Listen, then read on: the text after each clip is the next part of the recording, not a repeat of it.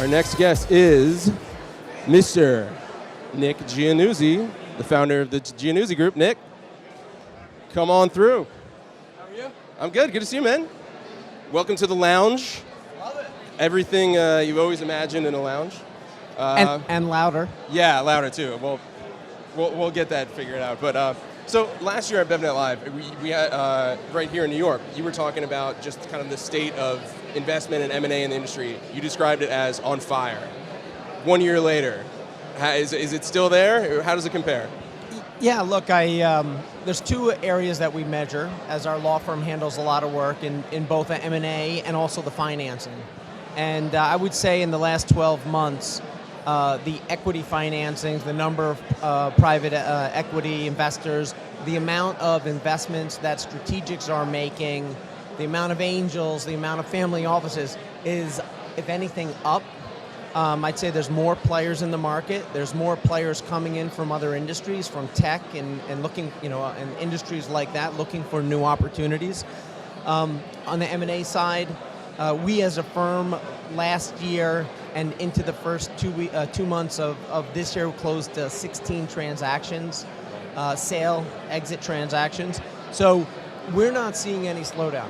And I think it's obviously it's economy, as well as the fact that the big old food companies need to keep inventing themselves, and those products are being invented in places just like this. And good entrepreneurs who drive their business and find good white space have a real opportunity to grow a company and exit well. Well, sure. I mean, hearing that investment is up is generally good news. But is there any sort of, what else do you sort of read between the lines when you hear that angel investment is up, when strategic is up? Is there any sort of risk in there, or is there any sort of indicators that maybe you have to look a bit closer? Or? Yeah, no, I think that's a very good point. I've heard people make the suggestion that if more and more money comes in, and the M&A volume doesn't increase proportionately, it means that there's going to be more bad investments, right? If you've got more money in and don't have more exits out. So it's a little hard to predict on that. I think it makes it more challenging for investors to find the right company. Obviously, the big concern is with the funnel at the beginning getting bigger, we have to hope that the exits continue. But from what I've seen, the buyers in the market are really buying. There's a couple of the really big companies. We did a bunch of deals with Unilever and Nestle and doing a lot of deals with Pepsi and so on. And they all seem very, very active still. And sort of, I mean, you talked about sort of the challenges of evaluating, good investments, bad investments, what makes sense.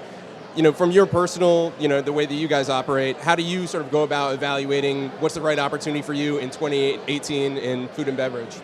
Right. So again, we are we're a law firm, and we work with a lot of companies, from the very smallest companies to the very biggest, and we help them along their way and try to help them make right decisions.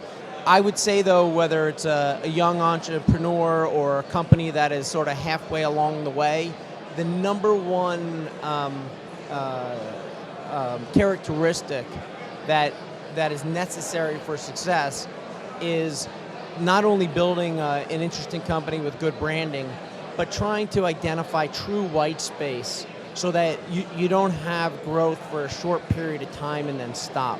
And I think what's amazing about the industry, what I've seen over the last 10 years is, right now, for instance, where we're seeing so much growth is plant-based beverages. Yep. A few years ago, it wasn't really a thing. And so there was a number of entrepreneurs who saw that and started working on it, and there's more and more now as we go, or kombuchas, or enhanced waters. They saw these opportunities, and although to the rest of us, maybe we didn't see them as white space, they identified it as white space and grow into it. Absolutely. And you guys just opened a new West Coast office, is that right? Yes and no. So Okay. we have clients all over the country. Yeah.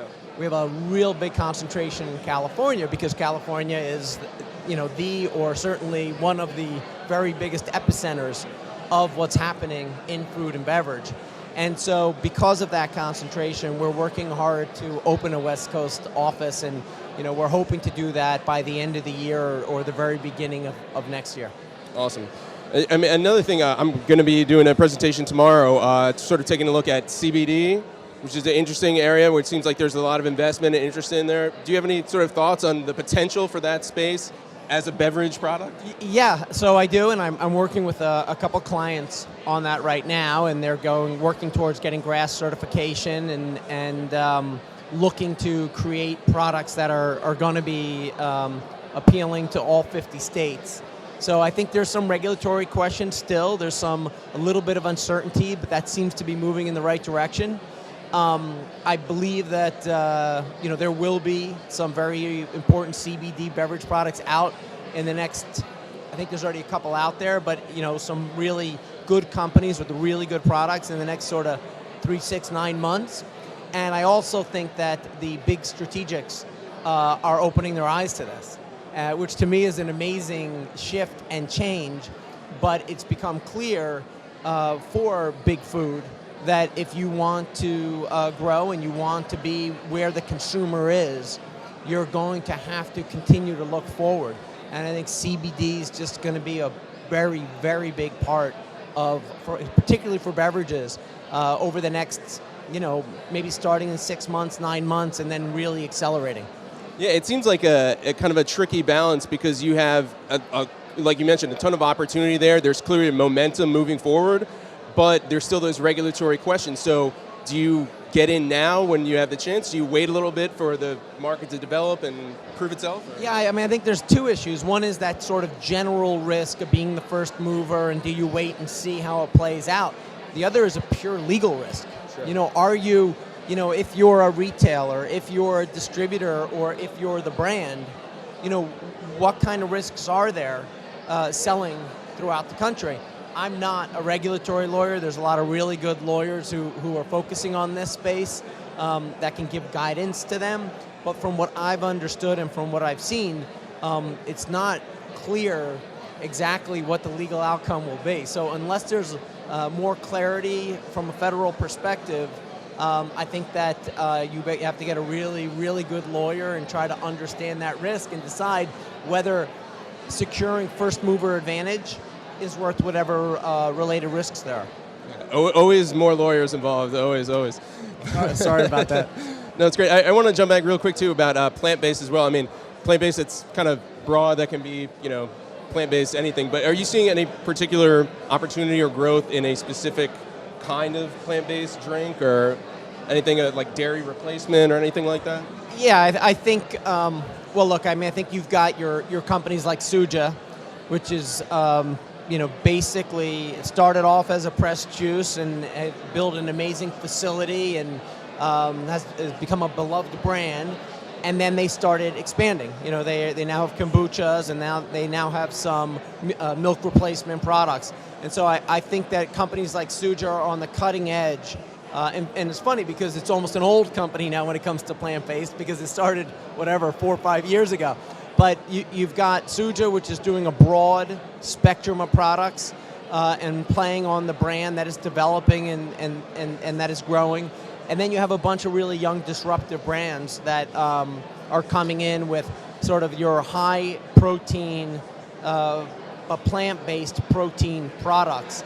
And I know from speaking to distributors, the areas of beverage distributors, the areas where they're seeing growth is waters, because for the obvious implications of healthy living and no calories or very low calories, kombuchas, cold brew, and plant-based products, and plant-based protein products as well.